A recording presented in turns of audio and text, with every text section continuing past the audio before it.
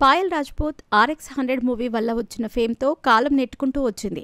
ఆ మూవీతో కుర్రకారులో మంచి ఇమేజ్ వచ్చింది. దీంతో మేకర్లు ఆమెతో సినిమాలు చేసేందుకు ముందుకు వచ్చారు. కానీ ఆ తర్వాత ఏ సినిమా కూడా హిట్ అవ్వలేదు. కనీసం ఆమె నటిగా కూడా మంచి గుర్తింపును సంపాదించుకోలేకపోయింది. ఇక మళ్లీ చివరగా అజయ్ భూపతి చేసిన మంగళవారం చిత్రంలో కాస్త ప్రాధాన్యం ఉన్న పాత్ర వచ్చింది. ఆ సినిమాతో సక్సెస్ వచ్చినా అంతగా ఆఫర్స్ మాత్రం రాలేదు. దీంతో విసిగిపోయిన పాయల్ ఇలా కామెంట్ చేసి ఉంటుందని అనిపిస్తోంది. మరి ఇంతకీ పాయల్ చేసిన కామెంట్ ఏంటి? ఇప్పుడు తెలుసుకుందాం. పాయల్ రాజ్పూత్ తెలుగులోకి RX-100 సినిమాతో పరిచయమైంది. అంతకుముందు సీరియల్స్, పంజాబీ ఇండస్ట్రీలో సినిమాలు చేసుకుంటూ ఉండేది. RX-100 సినిమాలోని రొమాంటిక్ సీన్లు, క్యారెక్టర్ను పోషించేందుకు తెలుగు వాళ్ళు ఎవ్వరూ ముందుకు రాకపోవడంతో అజయ్ భూపతి నార్త్ నుంచి పాయల్ను రప్పించుకున్నాడు. పాయల్ రాజ్పూత్, కార్తికేయ కెరీర్లు RX-100తోనే మొదలయ్యాయని చెప్పుకోవచ్చు. ఆ చిత్రం తర్వాత ఈ ఇద్దరూ హాట్ టాపిక్గా మారారు. RX-100 తర్వాత అటు పాయల్, ఇటు కార్తికేయకు ఫుల్గా ఆఫర్లు వచ్చాయి. అయితే ఇంతవరకు మళ్ళీ ఆ రేంజ్లో సక్సెస్ కొట్టలేకపోయారు. అయితే పాయల్ మళ్ళీ అజయ్ భూపతి దర్శకత్వంలో నటించింది.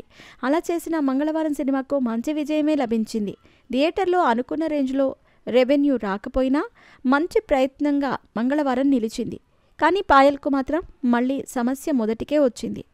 సినిమా పర్వాలేదనేలా ఉన్నా నటనకు మోస్తారు మార్కులే పడ్డా కూడా అవకాశాలు మాత్రం రావటం లేదు.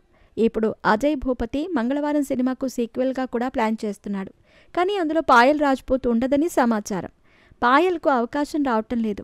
టాలీవుడ్ మేకర్లు పాయల్కు అంతగా అవకాశాల్ని కూడా ఇవ్వటం లేదు. నటిగా సినిమాల మీద ఫోకస్ పెట్టడం కంటే ప్రియుడితో కలిసి తిరగటం మీదే పాయల్ ఫోకస్ పెట్టడం కూడా ఓ కారణమై ఉండొచ్చు. పాయల్కు అవకాశాలు అంతంత మాత్రంగానే వస్తుంటే అవి కూడా సక్సెస్ కాకపోవటం కొసమెరుపు. ఇప్పుడు పాయల్ చేతిలో 1.5 ప్రాజెక్టు ఉందని తెలుస్తోంది. దీంతో అవకాశాల కోసం వేచి చూసి అలసిపోయినట్టుంది. అన్నింటికంటే నటిగా ఉండటం, కెరీర్ కొనసాగించటమే కష్టమైన పని. రోజూ స్ట్రగుల్స్, సవాళ్లే. ఇక్కడ టాలెంట్ కంటే నెపోటిజమే పనిచేస్తుందన్నట్టుగా పాయల్ ఓ ట్వీట్ వేసింది. దీంతో నెటిజన్లు ఈమె బాధను కాస్త చూడండి అంటూ SKN, మారుతి, హరీష్ శంకర్ ఇలా కొంతమంది దర్శకులకు ట్యాగ్ చేస్తున్నారు.